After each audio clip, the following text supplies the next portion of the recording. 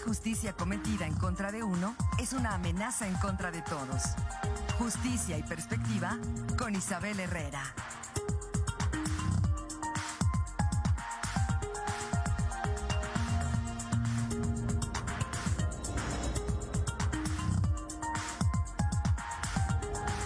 Son las 7 de la mañana ya con 55 minutos. Es miércoles y es momento de escuchar la siempre oportuna participación de la licenciada Isabel Herrera. Isabel, ¿cómo estás?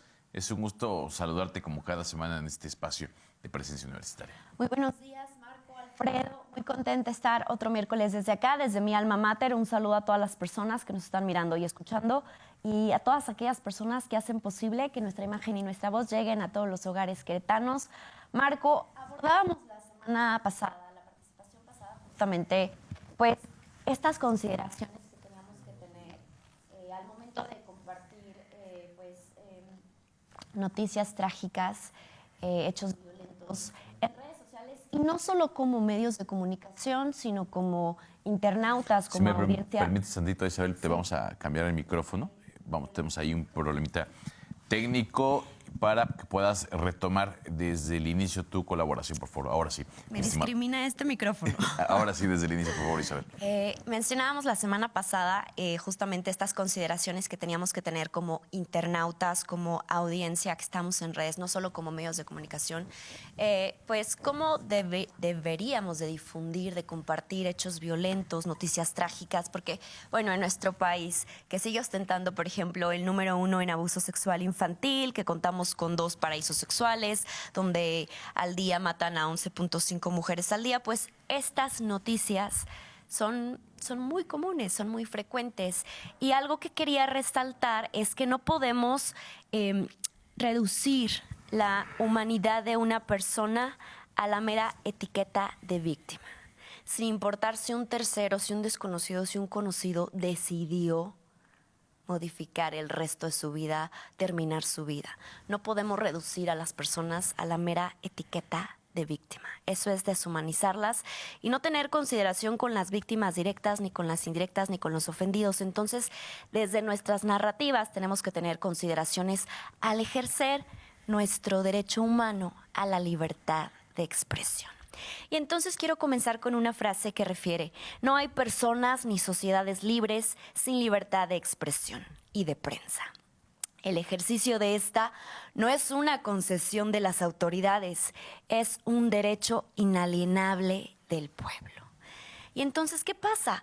Obviamente, estas consideraciones que tenemos que tener como internautas, como audiencia que circulamos en redes, porque hay mucho clickbait, siempre nos cruzamos en redes con algún encabezado morboso.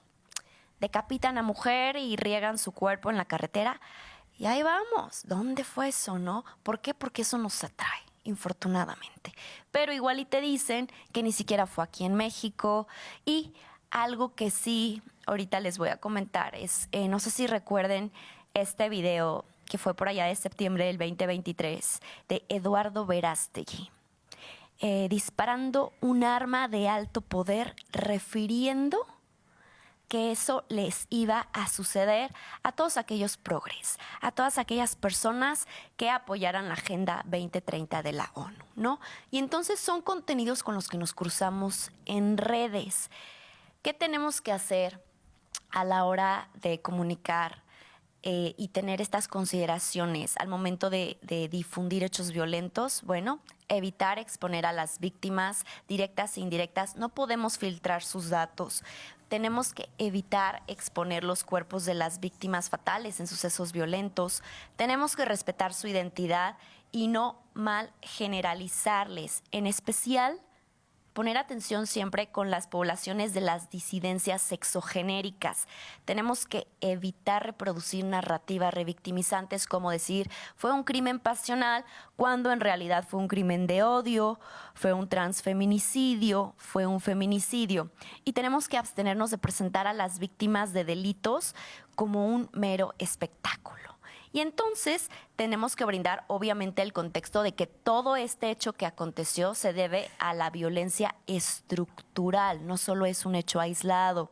Hay que recordar que sí, el morbo genera visitas, relevancia en los algoritmos y también monetización. Entonces, esto no contribuye nada a la sensibilización de estos temas, ni siquiera para visibilizarlos. La comunicación siempre tiene que ser respetuosa, lo vuelvo a decir, no podemos reducir la humanidad de las personas víctimas de hechos violentos a la mera etiqueta de víctimas. Son más, fueron más, y ya hablé la vez pasada de la dignidad póstuma. Es un derecho humano no reconocido tal vez en nuestra normatividad, pero tienen dignidad y hay que respetar su imagen, sus datos. Entonces, obviamente, se tienen siempre que amplificar las voces de las víctimas, sus contextos y necesidades, porque son diversos. Y siempre reconocer el impacto que tenemos en la cobertura de la impartición de justicia y en la percepción colectiva que se tiene de esta. Pero, ¿qué hacemos cuando nos topamos con un video como el de Eduardo Verástegui que les comentaba?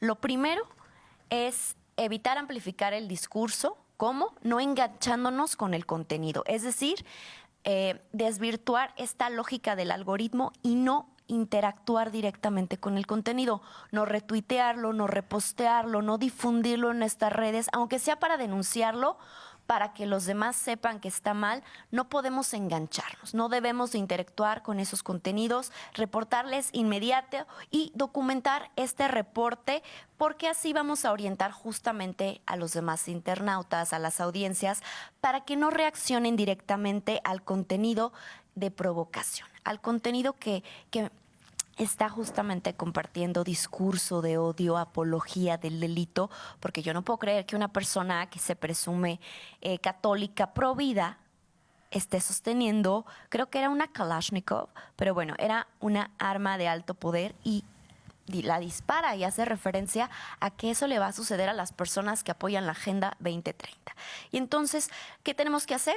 Pues generar mejor nosotros un contenido que problematice este tipo de contenidos, que dirija la atención a por qué están mal este tipo de contenidos en lugar de interactuar directamente con este tipo de contenidos. Pero entonces hablamos del abuso de la libertad de expresión, recordando que la libertad de expresión es un derecho fundamental de las personas que implica no solo la posibilidad de comunicar, sino de buscar información, de difundirla, de recibirla. Y entonces, obviamente, puede ser de manera oral, escrita o hoy en día, gracias a todas estas tecnologías en las que vemos las diversas redes sociales.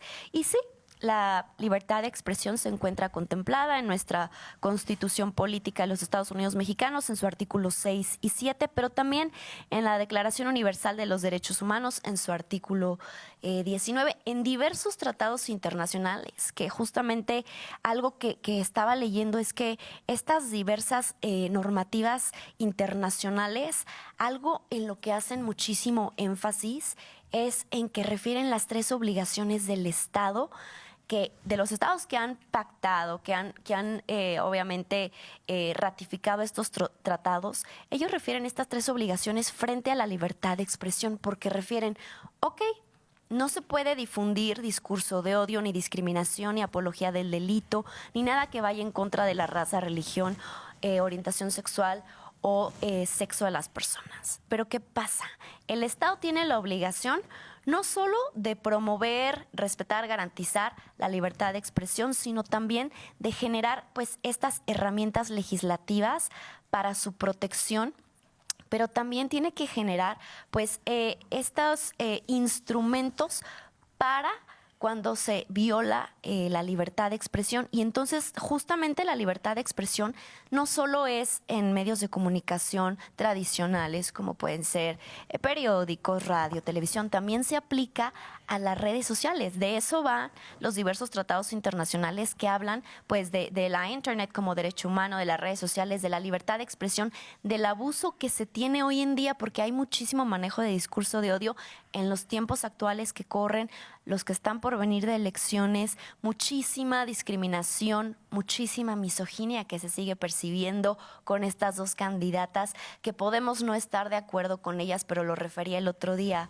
Justamente creo que debemos de elevar un poquito más nuestra argumentación y irnos por su desempeño objetivamente. Pero, por ejemplo, también la Suprema Corte se ha pronunciado al respecto de la libertad de expresión en redes sociales en su jurisprudencia 18 del 2016 y 19 del 2016, donde dice, no se puede hacer valer mediante un mecanismo por el cual una autoridad excluya sin más la entrada de un determinado mensaje al debate público simplemente por estar de desacuerdo con su contenido, sino lo que se tiene que hacer es recurrir a la atribución de responsabilidades civiles, penales y administrativas. ¿Por qué? Porque no se puede vulnerar la dignidad de una persona ni dañar su imagen desde redes sociales. Ya lo decía, los diversos tratados internacionales como el artículo 19 y 20 del Pacto Internacional de Derechos Civiles y Políticos, el artículo 13 del Pacto de San José, pues son normas internacionales que establecen que obviamente se prohíbe toda expresión de odio nacional, racial, religioso, que constituya una incitación directa a la discriminación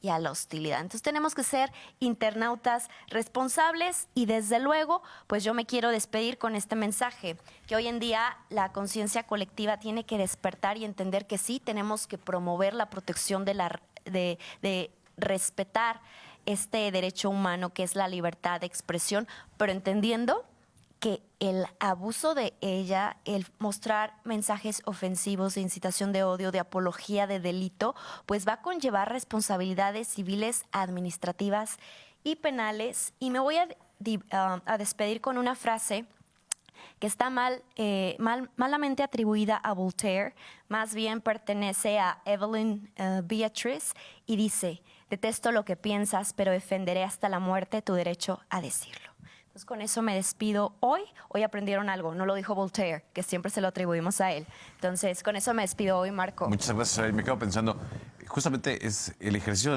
de la libertad de expresión, pero con responsabilidad.